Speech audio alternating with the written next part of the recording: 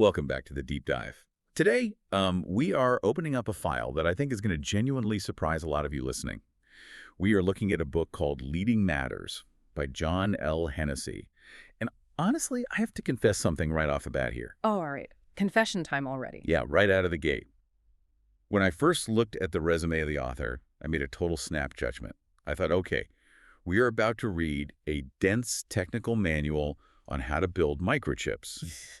Or, maybe a dry corporate guide on how to structure a board meeting for a trillion-dollar company. And that would be a completely fair assumption to make. I mean, we're talking about John Hennessy here. This isn't just some leadership guru who wrote a book to get famous on the speaking circuit. Yeah. This is a man who is essentially one of the godfathers of Silicon Valley. The resume is just staggering. It really is. It's massive. He was the president of Stanford University for 16 years, which, by the way, for those who don't follow academia, is double the average tenure for a university president. Yeah, usually that job just chews people up and spits them out in 5 or 6 years. Yeah. It's highly political, incredibly stressful. But before he even did that, he was a computer scientist who pioneered the RISC architecture. RISC. That's Reduced Instruction Set Computer, right? Exactly. And just to put that in perspective for you listening, if you have a smartphone in your pocket right now, the processor running it owes its entire lineage to his work. That is wild to think about. It is. He founded MIPS Computer Systems to commercialize that technology. He sat on the boards of Google, Cisco, Atheros. I mean, he is the ultimate hard skills guy. Right, and that's exactly what I mean. You see that resume, tech titan, academic heavyweight, corporate board member, and you think, okay, this deep dive is going to be all about strategy. Yeah. It's going to be about scaling operations. It's going to be about the ruthless efficiency of the algorithm and how to optimize a P&L statement. But it's not. Not even close. Yeah. And that right there is what makes this specific deep dive so fascinating to me. The subtitle of the book is Lessons from My Journey, but the core of this text is surprisingly human. Very human. It's entirely internal.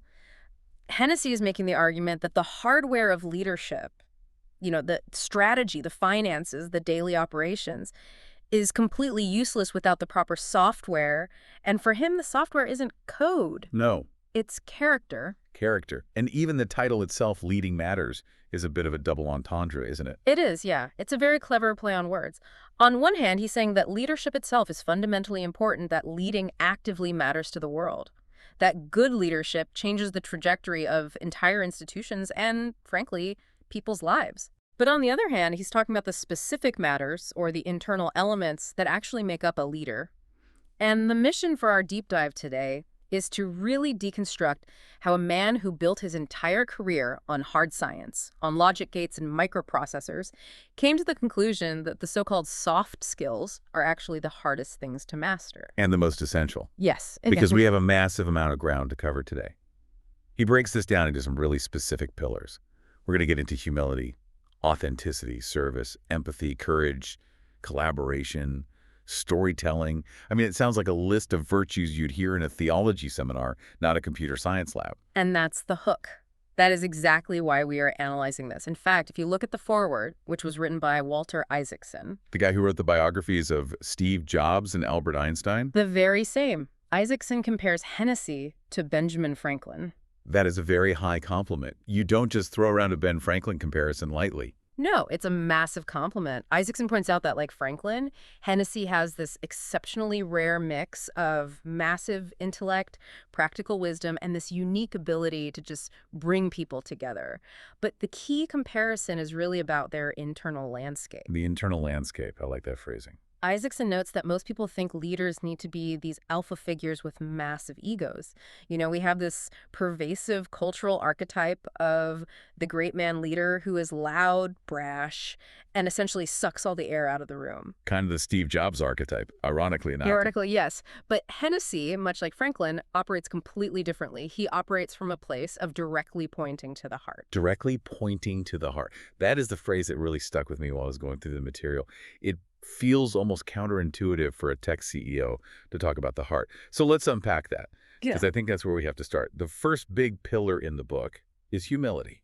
And I feel like in the business world, especially in Silicon Valley tech culture, Humility is so often mistaken for weakness. Mm. Like, if you're humble, people just assume you don't have the vision or the drive. It is. We are so conditioned to believe in the myth of the solitary genius or the highly aggressive CEO who just dominates every meeting. We tend to think that confidence means knowing absolutely everything and never, ever admitting a mistake. But Hennessy flips this dynamic completely on its head. He argues that real confidence is actually the prerequisite for humility. Wait, say that again. Real confidence is the prerequisite for humility. Because I usually think of those two things as opposites. Most people do, but they are actually partners. Think about it psychologically. If you are a deeply insecure person, you have to project arrogance to protect yourself. As a defense mechanism. Exactly. You have to be the loudest, smartest person in the room because you're terrified of being found out. It's imposter syndrome manifesting as ego. Isaacson actually mentions this specifically. In the foreword, he calls it the ego versus insecurity trap. He says the absolute worst leaders in the world are the ones who combine a high ego with high insecurity. Oh, man. That is a dangerous cocktail. That's the leader who screams at their subordinates just because they asked a valid question that the leader couldn't answer. It's incredibly toxic, and it destroys teams. But Hennessy argues for being secure yet humble. If you genuinely know you're good, if you know you're capable and you've put in the work, you don't need to prove your worth every 5 seconds. Right. You can actually afford to say, I don't know, or I made a mistake, or even, I need your help. That is what Hennessy calls artful, directed humility. It's not about beating yourself up or playing small.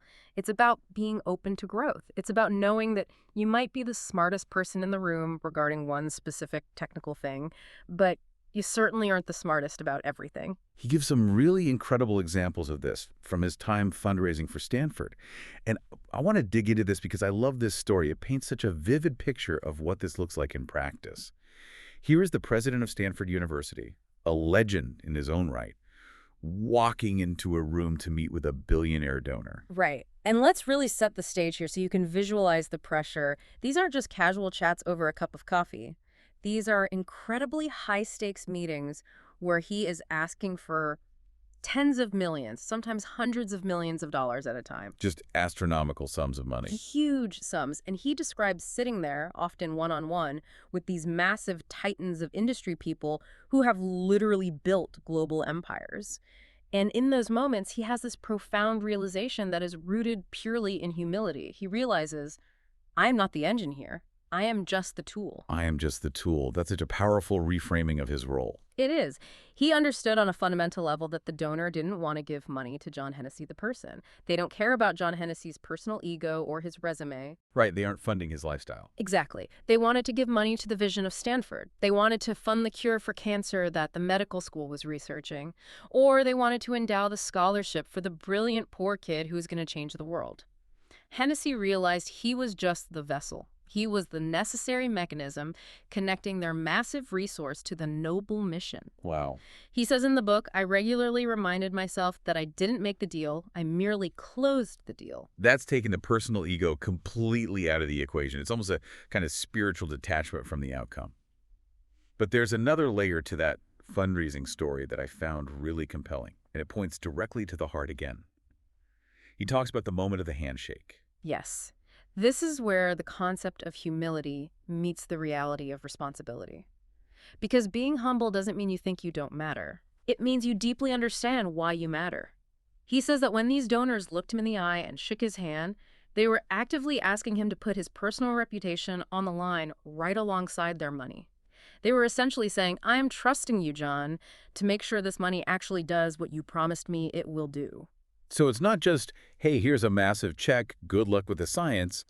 It's a profound transfer of human trust. Exactly. So, the true humility comes from realizing you are serving something much bigger than yourself, the university, the future students, the donor's intent, but you simultaneously carry the immense weight of that trust. It's a very grounding psychological experience. You really can't be arrogant when you are physically carrying someone else's legacy in your hands. Speaking of legacy, and honestly, the darker side of massive success, Hennessy shares a really personal, intense story about Jim Clark. Now, for anyone listening who might not know the deep history of Silicon Valley, who is Jim Clark? Jim Clark is an absolute legend. He is essentially the prototype of the wildly successful serial entrepreneur. He founded Silicon Graphics, which completely revolutionized 3D computer graphics.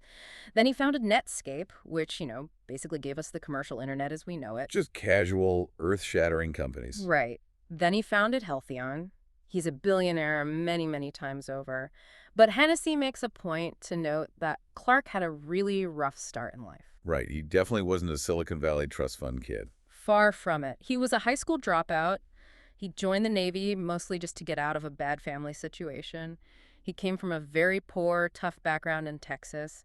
He essentially had to fight and scrap for absolutely everything he ever got. And because of that, he had that survival mode intensely hardwired into his psychology. And Hennessy actually knew him from the early days at Stanford, right? Yeah. Long before the billions and the yachts. Yeah. Yes, they were junior colleagues in the engineering department together. They literally shared a small office suite. They were just two brilliant guys trying to solve complex engineering problems on a whiteboard.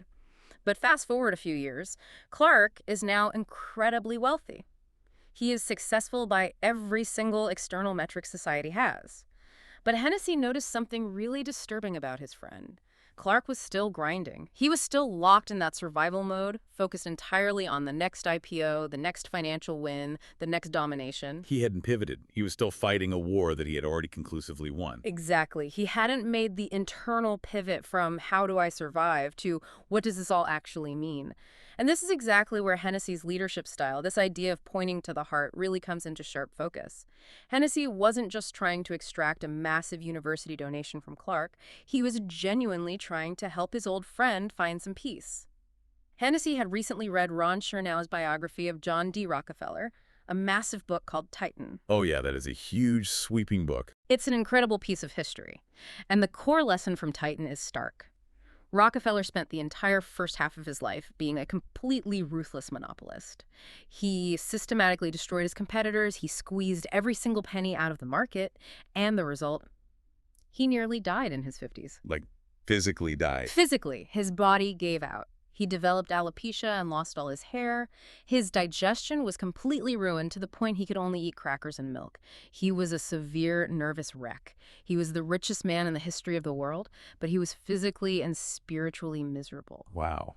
It wasn't until he turned toward philanthropy, until he actively started giving the money away and finding a human purpose beyond just accumulation, that he actually found his health and his happiness again. And he lived to be 97 years old. Hennessy used that profound historical insight to sit down and talk to Jim Clark. So he's basically acting as a therapist or a philosopher here, not just a university president looking for a check. He's being a true friend. He looked at Clark and basically told him, you need to start thinking about your legacy. You need to think about what you are actually leaving behind, not just what corporate entity you are building next. That's deep. And if you think about it, that requires a lot of humility from Hennessy, too, to step out of the polished professional fundraising role and engage with a billionaire on a vulnerable human level. It shows that real leadership isn't just about extracting value from the people around you. It's about adding profound value to their lives.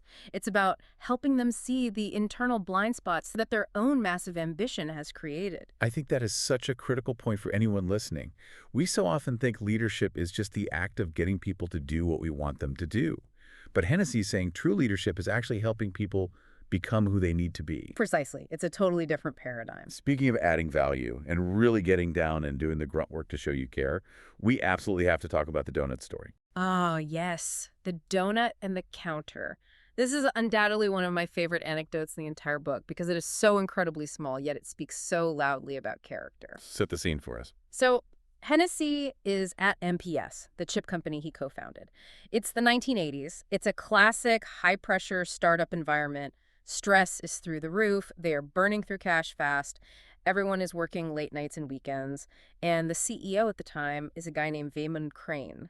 Now, usually when the boss calls a mandatory Saturday morning meeting, everyone groans. Oh, absolutely. It's a total power move. It's the boss explicitly saying, I own your time, your weekend doesn't matter. Right. But Crane would show up to these grueling Saturday meetings with a big box of donuts. Okay, a little peace offering. That's nice, but pretty standard. A little bit, yeah. Yeah. But then Hennessy catches him doing something else. He walks into the company lunchroom, the break room, which, if you can imagine, in a startup entirely populated by stressed out engineers, is probably not the cleanest place on earth. I'm picturing old coffee stains, pizza boxes, crumbs, literally everywhere. Exactly, a disaster zone. And he walks in and sees Vaemon Crane, the CEO of the entire company, physically wiping down the kitchen counters with a sponge. The CEO is doing the janitorial work. He's cleaning the kitchen. He isn't asking the office manager to do it. He isn't leaving an angry note for the night cleaning crew. He is just doing it himself. And the psychological message that's sent to the engineering team was absolutely electric. It silently communicated, no task in this building is beneath me. We are all in this trenches together. I am not corporate royalty. I am a worker here just exactly like you are. That destroys the traditional corporate hierarchy in a really healthy, visceral way. It really does, and Hennessy took that specific lesson deeply to heart, because later on, when MIPS was rushing to get their very first critical chip sent off to the manufacturing factory, they hit a massive crisis. They were severely short-staffed on the verification team. Okay, for the non-technical listeners we have, explain what verification actually is and why it matters. Okay, so in microchip design, you have the architecture phase. That's the sexy, high-level part. That's the big visionary idea. But then you have verification. Verification is the pure grunt work. It involves writing thousands and thousands of lines of incredibly tedious test code just to make absolutely sure the chip doesn't physically melt when you turn it on, or that it doesn't calculate 2 + 2 = 5. So it's essential, but boring. It is mind-numbing, repetitive, and absolutely critical. If you get the verification wrong, you manufacture a broken chip and you lose millions of dollars. It's basically the janitorial work of coding. In a way, yes. It's the cleanup crew making sure the big idea actually functions in reality. Yeah. And the MIPS team was completely drowning in this work. They were going to miss their deadline. So Hennessy, who is the founder, the chief architect, the godfather of the technology, didn't just yell at them to work harder. He sat down at a terminal and he wrote the verification code himself. He wiped the counter. He wiped the counter. That is servant leadership in real, tangible action. It's not a fancy theory you read in a Harvard Business Review article. It's a physical behavior you demonstrate when you think no one is paying attention. And doing that builds massive, unshakable loyalty because the team sees that the leader is right there in the mud with them. You simply cannot ask someone to dig a ditch if you aren't willing to pick up a shovel yourself. I love that visual. Pick up the shovel. And I feel like that segues perfectly into his next major pillar, which is authenticity. Because you really can't fake wiping the counter. No, you can't. If you do it just for show, just so people see you doing it, the team smells manipulation a mile away. Precisely. Authenticity is a very tricky concept today because it's become such a hollow corporate buzzword. Everyone on LinkedIn says, be authentic, bring your true self to work. But Hennessy defines it very, very specifically. It's not just about telling your truth or oversharing your feelings on social media. Right. It's about structural consistency. Yeah. It's about the rigid alignment between who you claim to be and what you actually do under pressure. He quotes Abraham Lincoln in this section, which is always a solid rhetorical move. He says, quote, "Be sure you put your feet in the right place, then stand firm." It's a brilliant quote, but Hennessy asks the necessary follow-up question, which is the really hard part. How do you actually know where the right place is to put your feet? That's the million-dollar question, isn't it? It requires a deeply calibrated moral compass long before the crisis ever hits. You cannot be trying to figure out your core values in the middle of a 5-alarm fire. You have to know them beforehand. And Hennessy talks extensively about the hatchet man problem as the ultimate failure of this kind of authenticity. The hatchet man. This is a somewhat older term that we don't hear as much anymore, but the actual behavior is literally everywhere in corporate culture. Describe what he means by the hatchet man. The hatchet man is essentially a proxy for leadership pain. It occurs when a leader knows that bad news has to be delivered. Maybe it's mass layoffs, a severe budget cut, or firing a specific executive and the leader is simply too scared or perhaps too polite to do the dirty work themselves. So they outsource the pain. They hire an external consultant. Exactly. Yeah. They hire a consulting firm to come in and restructure, or they delegate the actual firing conversation to the HR department. Or, even worse, they send a mass email instead of having a face-to-face meeting. Hennessy aggressively calls this out for exactly what it is: cowardice. It's cowardice masquerading as efficiency. It's a leader trying desperately to preserve their own image as the nice guy. Yes, and the nice guy trap is a very real, very present danger for anyone in leadership. We all naturally want to be liked. It's deep human psychology. We want to be the hero of the story in our employees' eyes. But Hennessy argues forcefully that if you are a CEO who literally cannot say the word no, you are an incredibly dangerous person to your organization. Dangerous. That seems like a very strong word for someone who's just being nice. It's the most accurate word. Think about the downstream effects. If you smile and say yes to every single project pitch because you don't want to hurt anyone's feelings or disappoint them, you massively dilute the company's resources. Right, you spread everything too thin. You set the entire company up for systemic failure. You burn out your best staff because they are suddenly frantically chasing 20 different rabbits instead of focusing on the core mission. And then inevitably, when the financial collapse comes because you ran out of money, you've ended up hurting absolutely everyone much, much more than if you had just been honest and said no from the very start.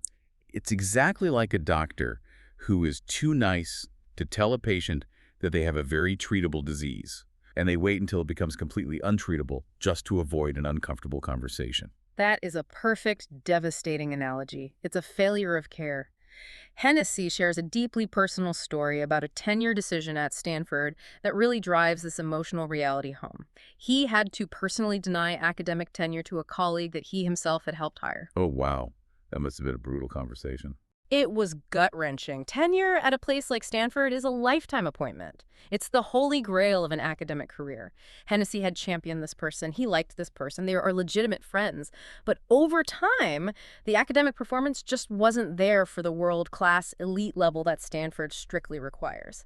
Now, the nice thing to do would be to let it slide, lower the bar slightly, or maybe pass the buck to an anonymous faculty committee and say, oh, my hands are tied. The committee voted no. I'm so sorry. Hide behind the vast university bureaucracy. Right. Let the system be the bad guy. But the authentic thing to do, the leader's actual job, was to look that friend directly in the eye, in private, and deliver the bad news himself. To clearly explain exactly why the decision was made. Because true authenticity means you have to physically carry the emotional weight of your own decisions. That is the exact key phrase, carrying the emotional weight.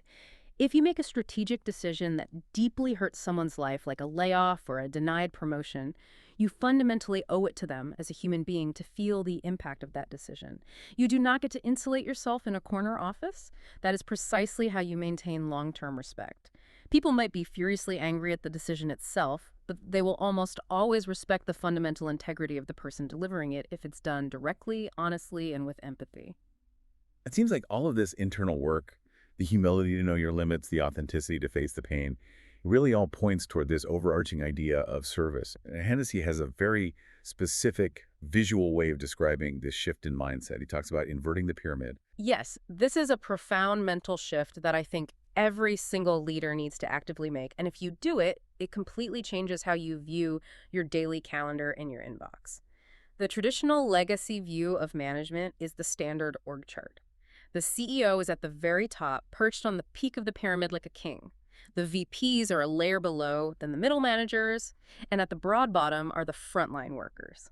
And in that model, the gravity flows strictly downward. Everyone is constantly looking up to serve the person directly above them. Right. The whole culture becomes, what does the boss want?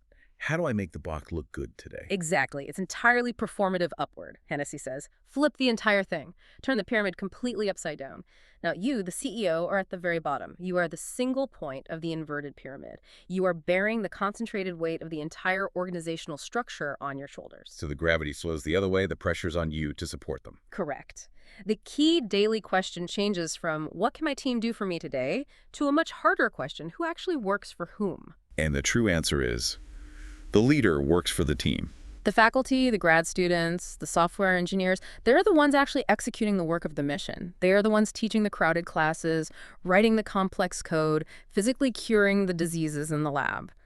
The leader's only real job is to relentlessly remove obstacles from their path, secure the necessary resources, and clear the road.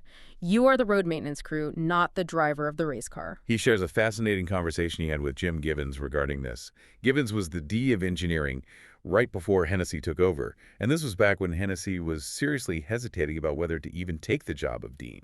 Yes, Hennessy was very reluctant, and reasonably so. Being a dean is largely a thankless administrative job. It's dealing with endless university bureaucracy, mediating faculty ego disputes, handling alumni complaints. It takes you away from the pure research.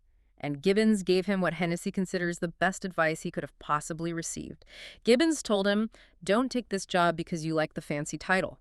Don't take it for the academic prestige. Take it only if you genuinely want to serve your faculty, colleagues, and the students." It sounds so incredibly simple, almost cliche, but it changes the entire psychological framing of the work. Because if you take the job just for the title, the inevitable bad days are going to be completely unbearable. Exactly. If you're only in it for the ego gratification, the constant criticism, which is absolutely inevitable in leadership, will destroy your mental health. You will take every single complaint as a deeply personal attack. Right, because your ego is the thing being challenged. But if you are genuinely in it for service, then the criticism loses its sting. It just becomes data. It's just neutral information about how you can adjust and serve the mission better. It entirely depersonalizes the pain of leadership. He also brings in a quote from Nelson Mandela here, which is heavy-hitting. Mandela said, quote, "It is better to lead from behind and to put others in front. Especially when you celebrate victory, you take the front line when there is danger." That is the absolute essence of servant leadership. When the team wins, all the credit goes to the team. You step back into the shadows. But when things go terribly wrong, when the market crashes or the product fails, all the blame falls squarely on the leader. You step to the front of the stage and take the hit.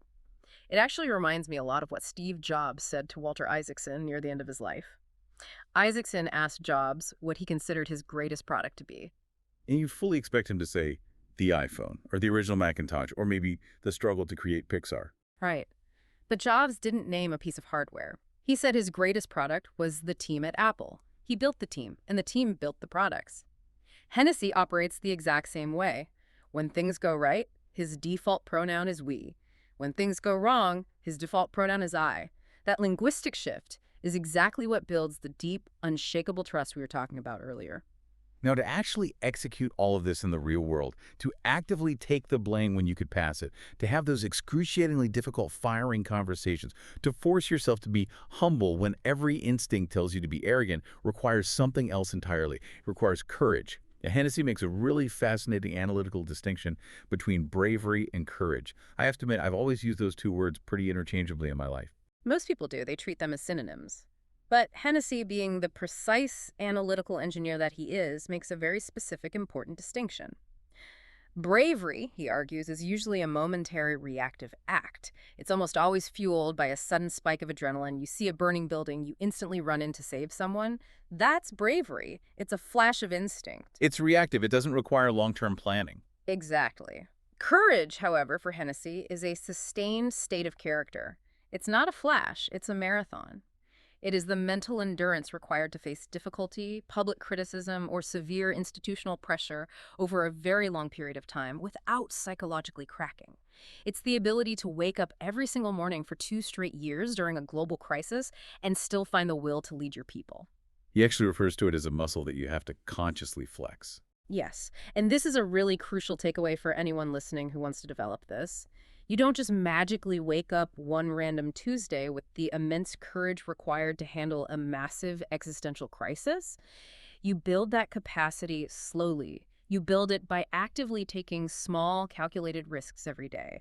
You build it by voluntarily having those tough, awkward conversations we talked about in the authenticity section. You do the reps. You do the reps. Every single time you consciously choose the hard right thing or the easy wrong thing, you are doing a psychological rep. You are physically strengthening the neural pathways of that courage muscle. So that when the actual crushing weight comes, you're strong enough to lift it without breaking your back. Exactly. And Hennessy had to violently use that muscle in some incredibly high-stakes, terrifying moments.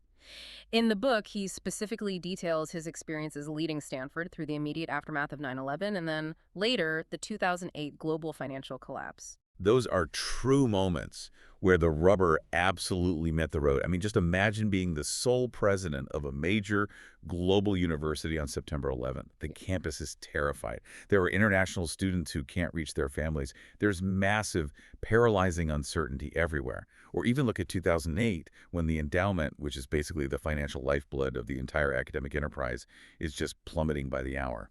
Let's really focus on that 2008 crisis for a second to understand the pressure. The Stanford endowment lost nearly 30% of its total value in a terrifyingly short amount of time. 30%, that's billions. Billions of actual dollars just evaporated into thin air. Major donors completely stopped giving because their own portfolios were bleeding out. The operating budget was in severe crisis. They were facing hiring freezes, program cuts, real existential threats to the institution. Blind panic is the completely natural human reaction there. Pure panic is natural. And again, taking it personally is natural. Sitting in your office feeling like, I am failing, I am the guy who was at the wheel when the engine exploded, that is a very natural psychological response. But Hennessy outlines a specific cognitive technique he uses to survive this kind of pressure without losing his mind. He calls it remembering the core mission. How does that actually work in practice? When the sky is falling, how do you do that? It's essentially a very disciplined form of depersonalization. When the media attacks come or the financial crisis hits its lowest point, the human leader tends to feel personally, physically under siege. Hennessy trained himself to physically stop, take a breath, and silently remind himself. This crisis is not about John Hennessy. My ego is not the thing that matters here. This is about Stanford University. It's about the institution and what it stands for. It's about the institution's enduring values, its long history, and its future students who aren't even born yet. By explicitly anchoring his daily decisions to the core mission, which is long-term education, groundbreaking research, serving humanity, he finds what he calls the steel in his spine. I love that phrase, the steel in his spine. Because suddenly, it stops being about saving his own face or protecting his own legacy. It becomes a sacred duty to save the mission itself.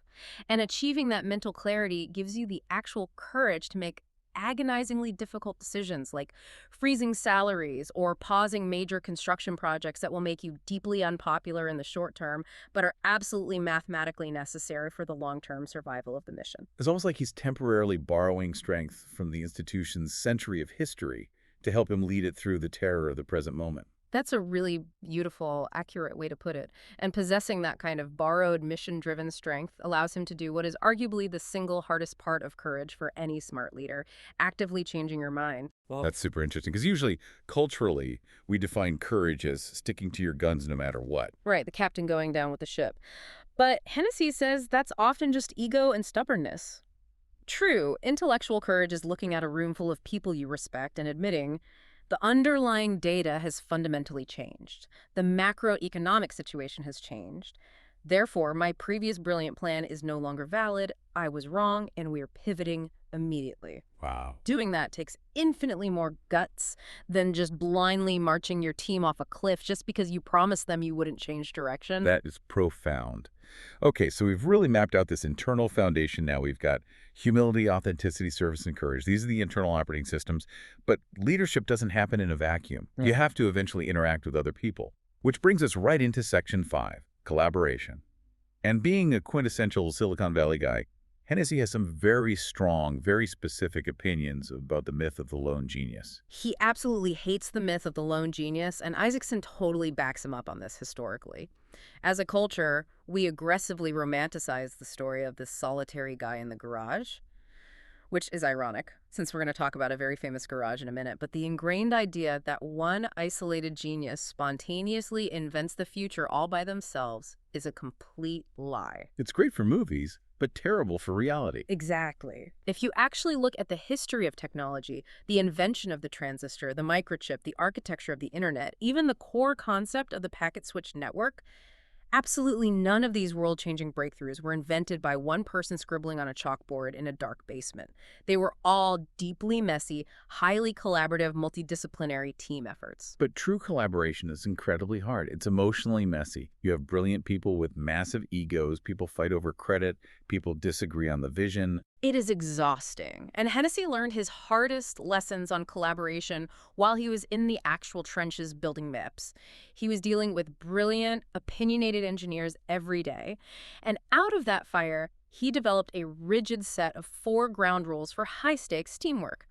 And honestly, I think every single listener should pause and write these down.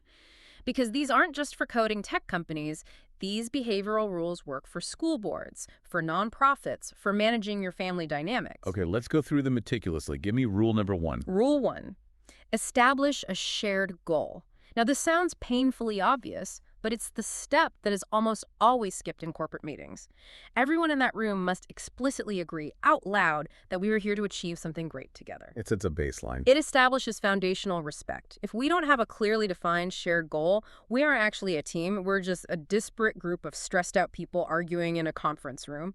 You have to firmly agree on the final destination before you allow anyone to argue about which route to take. That makes total sense. Okay, rule number 2. Rule 2.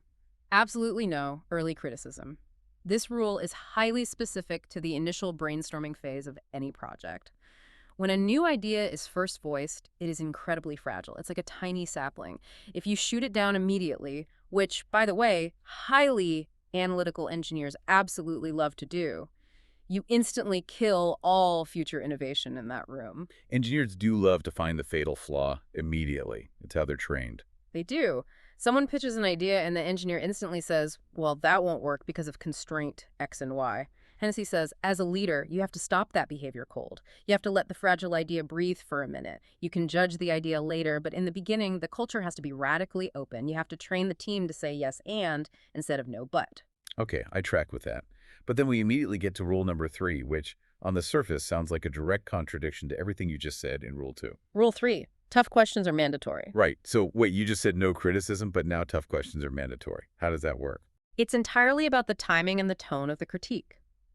Once an idea has been fully formed, once it has survived the protected nursery phase and is on the whiteboard, it must be challenged absolutely ruthlessly. Hennessy writes, ideas must be challenged vigorously. But here is the critical nuance, and this is exactly where 99% of corporate teams fail. You must relentlessly challenge the idea, but you never, ever attack the person. So you don't say, Bob, you're an absolute idiot for thinking this code will compile. Exactly. You do not attack box intelligence. You say, Bob, how does this specific architecture handle a sudden thermal overload in the server? You focus all the aggressive energy on the object, not the subject. You systematically stress test the concept to make absolutely sure it can survive in the brutal real world. You are actively trying to break the idea so that the team can fix it together. That requires an immense amount of psychological safety and trust within the team to not take that personally. It does. It requires huge emotional maturity, which naturally leads directly to rule number 4, mutual respect. This one feels huge. How does he define it? He defines it with a warning. The person who speaks the loudest does not automatically win.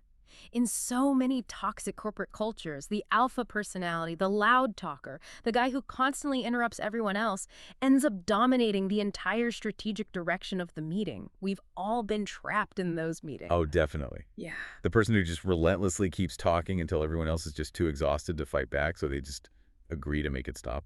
Hennessy says absolutely not. You cannot allow that. The best idea must win, regardless of who whispers it. And to actually find that best idea, the leader has to actively create and police an environment where the quiet genius feels completely safe enough to speak up.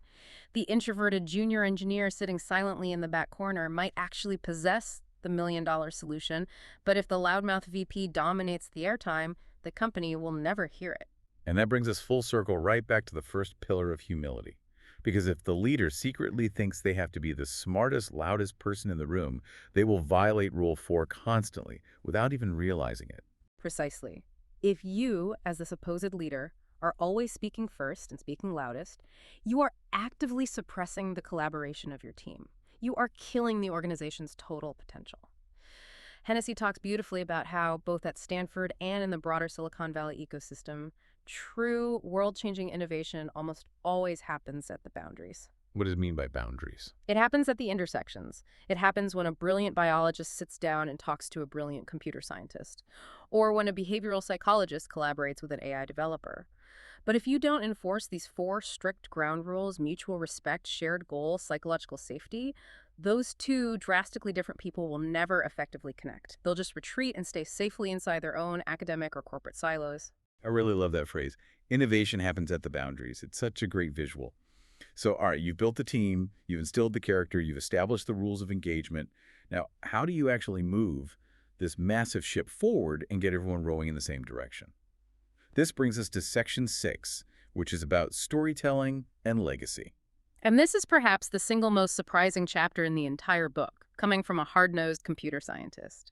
Hennessy argues, based on decades of experience, that as you move higher and higher up the leadership ladder, your raw technical skills actually matter less and less. That has to be absolutely terrifying for highly technical people to hear. You spend your entire young life mastering the code, mastering the math, and then you get to the top and you're told, yeah, the code doesn't really matter anymore. Well, it matters that you understand it, but it's no longer sufficient to lead. Facts, spreadsheets, and data points establish the boundaries of reality, but they cannot generate vision. Hard facts cannot formulate a compelling vision for the future. Only human stories can do that. He drops a great quote from the novelist Walker Percy in this section. He does, via Isaacson. The quote is, "There are two types of people who come out of Louisiana, preachers and storytellers. For heaven's sake, be a storyteller." Why, though? What's fundamentally wrong with being a preacher in a leadership context? Preachers tell you exactly what to do. They command, they moralize from above, they use authority to force compliance. Storytellers, on the other hand, make you feel why the journey actually matters.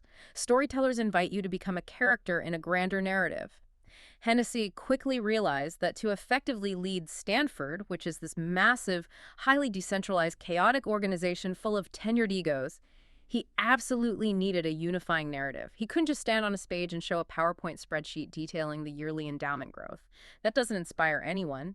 He had to tell a compelling story about what that financial growth actually meant for the future of the world. He tells a specific story in the book about a graduation speech by Reverend Peter Gomes at Harvard that really perfectly illustrates this deep distinction between mere success and actual significance. This is a truly beautiful, poignant moment in the text. It's a Harvard graduation speech, so the audience is full of the most ambitious, high-achieving young people on earth.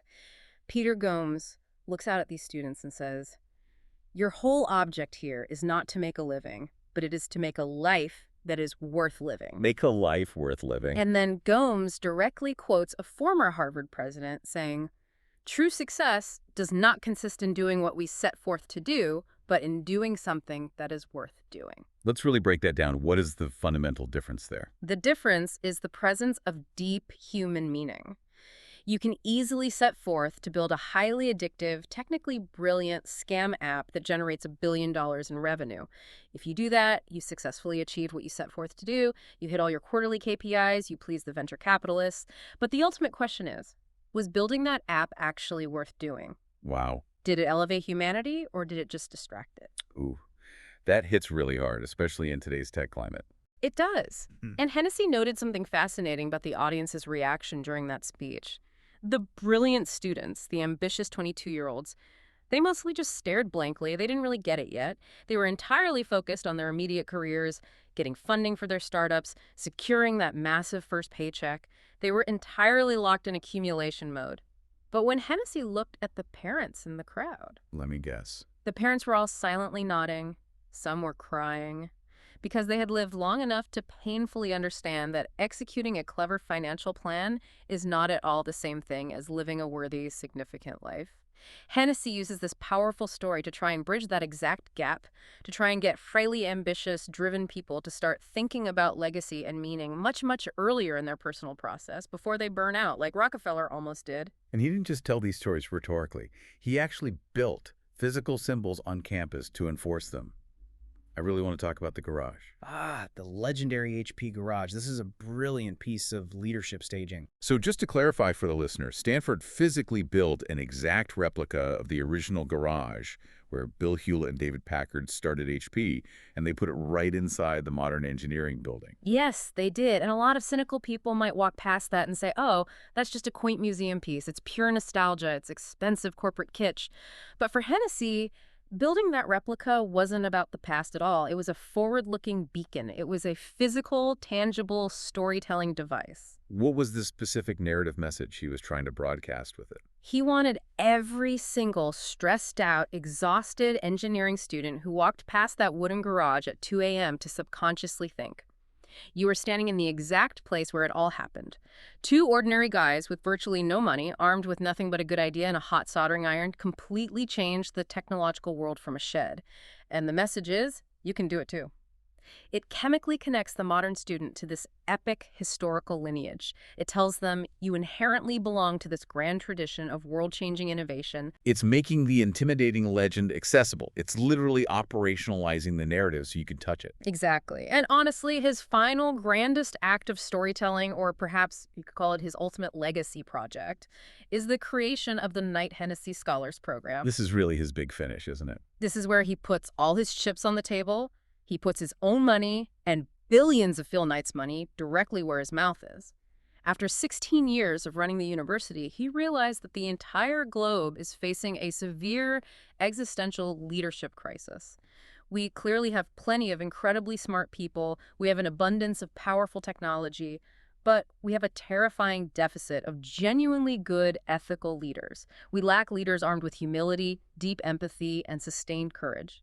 So this massive new program isn't just another prestigious academic scholarship. It's not just, hey, here's a blank check to pay for your grad school tuition. No, not at all. It is explicitly designed as a long-term leadership incubator. He is actively trying to take the most brilliant, high-potential young minds from all over the world and systematically teach them these exact soft skills we've been talking about. He fundamentally wants to operationalize humility and empathy.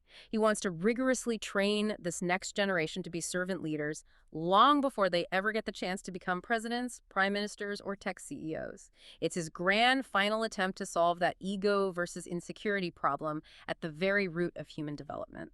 It's a pretty astonishing third act for a guy who literally started out his career just trying to design faster microchips in a lab. It really is a beautiful arc. First act, build the raw technology, the RISC architecture. Second act, build and protect the massive institution, Stanford University. Third act, build the human beings who will inherit it all, the Knight Hennessy Scholars. So we've really unpacked a massive amount of material here today. We've gone all the way from the psychological weight of the billionaire handshake to the CEO cleaning the lunchroom counter. We've explored the inverted management pyramid and the symbolism of the HP garage. As we start to wrap this deep dive up, let's zoom all the way out. What is the ultimate summary of this entire text? The overarching summary is really about the trajectory of the human journey. John Hennessy's incredible career wasn't just a simple straight line pointing upward toward more money and more power. It was a profound journey inward. He started his life as an expert, a brilliant guy who knew all the right answers, who understood the complex math, who commanded the room. But to actually become a true historical leader, he had to actively evolve into a servant, a guy who primarily asked the hard questions, who willingly wiped the dirty counters, who absorbed the blame, and who dedicated his life to empowering others to succeed. And what would you say is the final provocation here, the main thought that lingers after you put the book down? For me, it's the beautiful, glaring irony that we briefly touched on at the very beginning of our conversation.